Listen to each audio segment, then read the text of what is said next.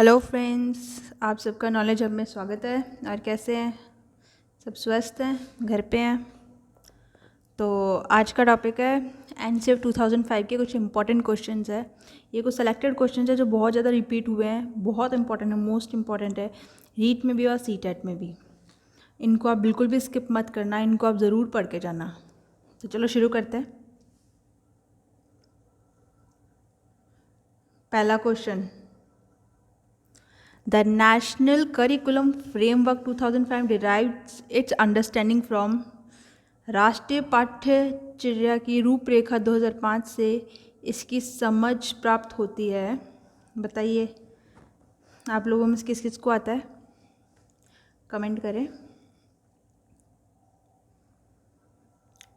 इस एनसीएफ 2005 में किसके बारे में बात हुई इन चारों में से? पहले ये देखो, बिहेवियरिज्म के बारे में बात नहीं हुई है, ह्यूमनिज्म की भी बात नहीं हुई है, कॉग्निटिव थ्योरीज की भी बात नहीं हुई है। तो बचा क्या? कंस्ट्रक्टिविज्म, इसकी बात हुई। रचनावाद मतलब हर चीज़ को कंस्ट्रक्टिव बनाना है। तो इसका आंसर है ऑप्शन बी। सेकेंड क्वेश्चन है, according to NCF 2005 the role of a teacher has to be. NCF 2005 के अनुसार शिक्षक की क्या भूमिका होनी चाहिए? अनुमोदक, सुविधादाता, आधिकारिक या फिर तानाशाह? ये तो हमें देखते ही समझ में आ जाएगा। टीचर तानाशाह होगा तो कैसे काम चलेगा? नहीं काम चलेगा, राइट। वो अधिकार जमाने वाला होगा तब भी काम नहीं चलेगा। फिर फर्स्ट टू में देखो, सीधी सी बात है, हमने पढ़ा भी है, जो मैंने लास्ट वीडियो डाला है उसमें आप सब लोगों ने देखा होगा। तो सुविधादाता जो फैसिलिटेटिव मतलब जो टीचर हमें हर चीज़ की बोलते हैं ना, फैसिलिटी प्रोवाइड करवाना, सुविधा देता है, वही हुआ ना। तो इसका ऑप्शन भी है बी। जो पीछे मैंने नोट्स बना के डाला है वीडियो, उसको आप देखना। उसको देखने के बाद में आप सारे क्वेश्चन ईजिली अटेम्प्ट कर पाओगे। Which one of the following best describes the role of textbooks in the classroom? Classroom में टेक्स्ट बुक्स का सबसे अच्छा रोल कौन डिफाइन कर सकता है इन चारों पॉइंट में से? They maintain homogeneity in learning across the state of the nation. No. They provide guidance to teachers and parents about the course study. नहीं, इनमें टीचर्स एंड पेरेंट्स कहाँ से आ गए? They form the most essential learning resource in a resource starved context. No. Last क्या? वे कक्षा में उपलब्ध संसाधन और संदर्भ सामग्री में से एक है। They are one of the resources and different material available in the class. सही बात है, ये एक ऑप्शन है, ये है ना, ये एक अलग है कि हमें ऑप्शन मिल रहा है, राइट, कि टेक्स्ट बुक्स अवेलेबल है, रेफरेंस बुक्स अवेलेबल है, गाइड बुक्स अवेलेबल है, तो हमें पढ़ने के लिए एक ऑप्शन मिल रहा है। तो इसका आंसर डी है। Fourth, according to the national curriculum framework 2005 learning is dash and dash in its character. बहुत इजी है, बताओ। पहले ऑप्शंस कट करो, इसमें कौन से नहीं हो सकते।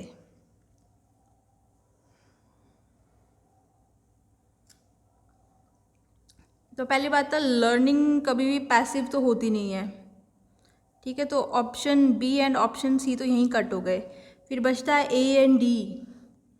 तो पहला देख लो, इन इट्स कैरेक्टर में हमेशा सामाजिक होना चाहिए। तो सामाजिक मतलब सोशल किस में आ रहा है? ए में आ रहा है, तो इसका आंसर ए होगा। डी में सरल आ रहा है, सरल नहीं, तो इसका आंसर ए होगा। Fifth, expect NCF 2005। एनसीएफ 2005 का फुल फॉर्म बताना है। अब इसमें ये किसी को नहीं आया, ये तो हो ही नहीं सकता, ये तो आपको सबको आता होगा इजीली। तो इसका ऑप्शन बता देते हैं, A, right. National curriculum framework 2005 NCF का फुल फॉर्म। अब ये बहुत इजी है, लेकिन जब यही जैसे बी और ये ए बड़ा सिमिलर है, और ये ए ऑप्शन बी में होता, सी में होता, तो हम शायद कंफ्यूज होते थे आगे का पढ़ के, है ना, कभी लास्ट का पढ़ लिया। तो याद रखना, इतना इजी क्वेश्चन कभी भी गलती से गलत मत करना। सिक्स्थ है, several studies have shown that bilingual proficiency raise the level of, बताओ, इससे किसका स्तर बढ़ता है बाइलैंग्वेज प्रोफिशिएंसी से? Cognitive growth, social tolerance, diverse thinking? बताओ, मुझे तो सारे ही सही लग रहे हैं। सही बात है, विविध सोच का भी फर्क पड़ता है, सामाजिक सहिष्णुता, संज्ञानात्मक विकास, ये सारे ही सही आंसर है, तो इसका हो जाएगा D, all of the above.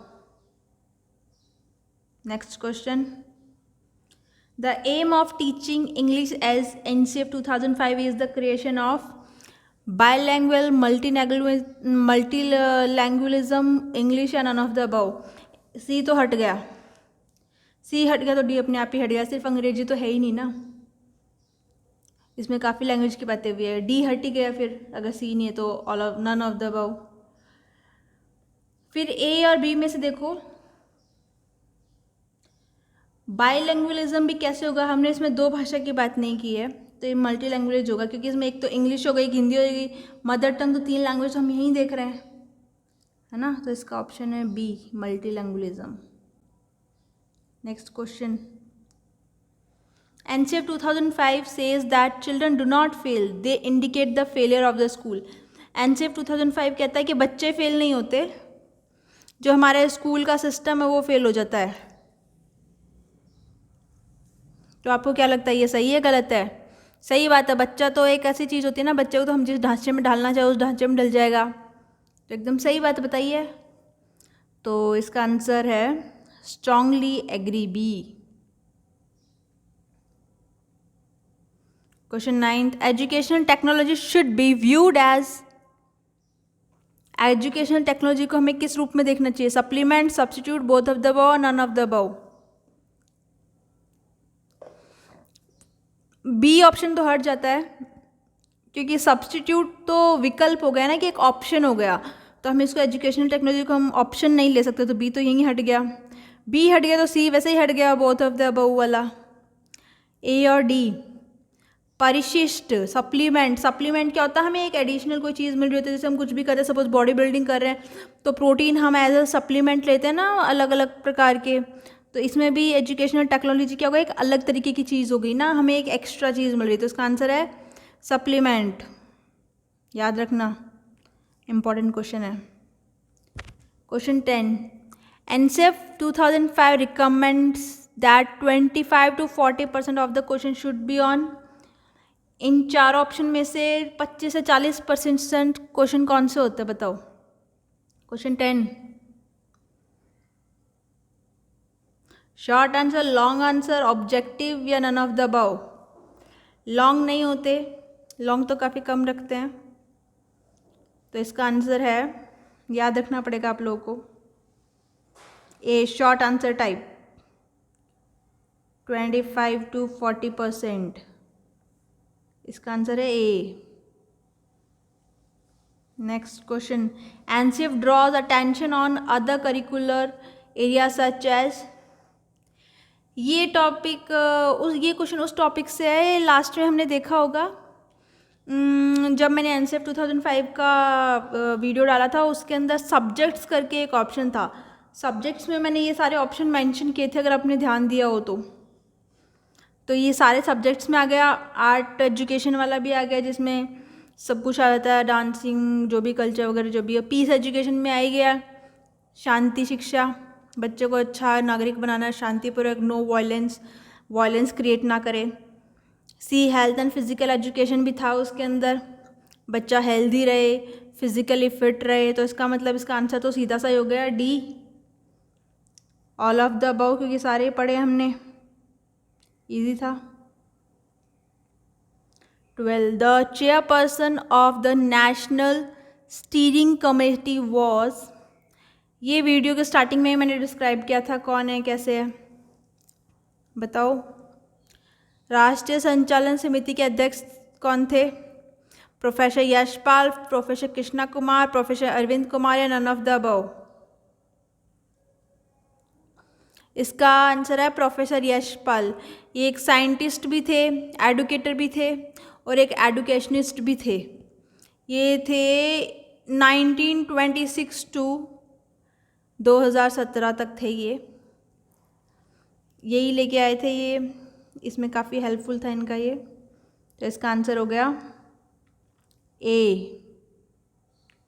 Next question, 13 number. It is more useful to know how to mathematize than to know a lot mathematics. This statement is given by David Wheeler, George Folia, Van Hill या फिर Vygotsky.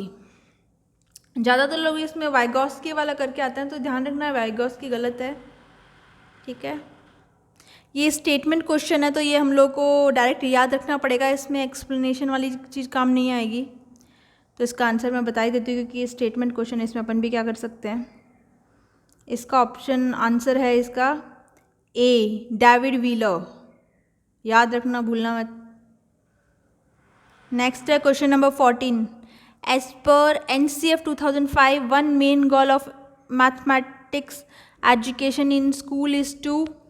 NCF 2005 के अनुसार स्कूलों में गणित शिक्षा का एक मुख्य लक्ष्य क्या था. ये भी हमने सब्जेक्ट्स में मैथमेटिक्स में पढ़ा है. ये सारे क्वेश्चन मैंने जो वीडियो बना के डाला ना उसमें सब उसमें से ही आ रहे हैं. ध्यान से देखना, 15-16 मिनट का छोटा सा वीडियो है और ये सारे क्वेश्चन कवर हो जाएंगे आपके. एक टॉपिक कवर हो जाएगा आपका. Develop numeracy skill, enhance problem solving skill, nurture analytical ability, mathematize the child's thought process. तो उसमें हमने पढ़ा है, बताओ. तो इसका ऑप्शन है, आंसर है इसका डी. उसमें हमने पढ़ा था कि उसकी थिंकिंग में मैथमेटाइजेशन लेके आना है ताकि वो प्रॉब्लम इजीली सॉल्व कर पाएगा, वो अपनी प्रैक्टिकल लाइफ को मैथमेटिक्स से जोड़ पाएगा. तो इसका आंसर है D. 15. Teaching should aim at, शिक्षण का लक्ष्य इस पर होना चाहिए. किस पर. Enhancing children's natural desire and strategies to learn, reading the lesson in the text book, giving class work, homework, project work and conducting test, या डी बोथ, बी सी. पहला, चलो लास्ट से स्टार्ट करते हैं. C option, give class work, homework. ये सब करने से क्या होगा, बच्चे को एक्सप्लेनेशन वगैरह तो चाहिए ना. ये तो एक वो रट्टाफिकेशन वाले काम होगा ना, क्लास वर्क दे दो, होमवर्क दे दो, टेस्ट कर दो. फिर क्या है, reading the lesson in the text book. Read करो लेकिन ये एम नहीं है ना रीडिंग करना. बोथ बी एंड सी तो फिर हट ही गया क्योंकि सी गलत है. फिर ए है, enhancing children's natural desire and strategies to learn, बच्चों की प्राकृतिक इच्छा और सीखने की रणनीतियों को बढ़ाना. सही बात है, बच्चा अगर इंटरेस्ट लेगा तभी तो बेनिफिट है, तो बच्चों का इंटरेस्ट जगाना पड़ेगा हमें. तो इसका आंसर सही है ए ऑप्शन. ध्यान से रखना, ये बड़े कंफ्यूजिंग ऑप्शंस है, गलत मत कर देना. फिर question number 16. According to NCF 2005 media and educational technologies are significant but the teacher remains central. Media and educational technologies are more important than the teacher. C, teacher are not required in schools. B, D both B and C. अब ये तो teachers are not required in school, ऐसे कैसे possible है. Teacher की जगह कोई आके रोबोट तो नहीं पढ़ा सकता ना. टीचर तो टीचर ही रहेगा, तो टीचर तो चाहिए ही चाहिए. तो सी ऑप्शन तो वैसे ही हट गया. जब सी हट गया तो डी तो वैसे ही हट गया. फिर B, A and B. B, media and education technology are more important than a teacher. अब टीचर की जगह कोई नहीं ले सकता. टीचर तो टीचर है ना, चाहे कितनी भी टेक्नोलॉजीज आ जाए, मीडिया कुछ भी आ जाए, ICT, लेकिन teacher is the most important. Centre चीज़ होती है ना, वो टीचर ही हुआ ना भाई. टीचर ही तो पढ़ाएगा, टीचर ही तो आपकी प्रॉब्लम सॉल्व करेगा. रोबोट नहीं ले सकता टीचर की जगह, इसलिए ऑप्शन बी भी गलत है. फिर A, media and educational technologies are significant but the teacher remains the central. Media और शैक्षणिक प्रौद्योगिकी महत्वपूर्ण है लेकिन शिक्षक केंद्रीय रहता है. ये एकदम सही है. हर चीज़ इम्पॉर्टेंट है लेकिन टीचर नहीं हटा सकते. तो टीचर इज ऑल्सो इम्पॉर्टेंट, वो पॉइंट ऑफ सेंटर रहेगा. राइट. तो इसका आंसर है ए. तो आप सब लोगों ने अच्छे से देखा होगा कितने आंसर कर पाए आप, कितने नहीं कर पाए. चेक करना है ना, कितने गलत हुए कितने सही हुए आप लोगों के. और अगर नहीं फिर भी नहीं समझ आते ये क्वेश्चंस तो एक बार मेरा वीडियो वापस देखना NCF 2005 का, आपको अच्छे से समझ आएगा, है ना. काफ़ी हार्ड नहीं, इजी टॉपिक है ये, इंपॉर्टेंट टॉपिक है. काफ़ी क्वेश्चंस अटैम्प्ट होते हैं और ये क्वेश्चंस सारे बहुत इंपॉर्टेंट थे जो भी मैंने लिए हैं. चलो, thank you so much for watching. Stay healthy and stay safe.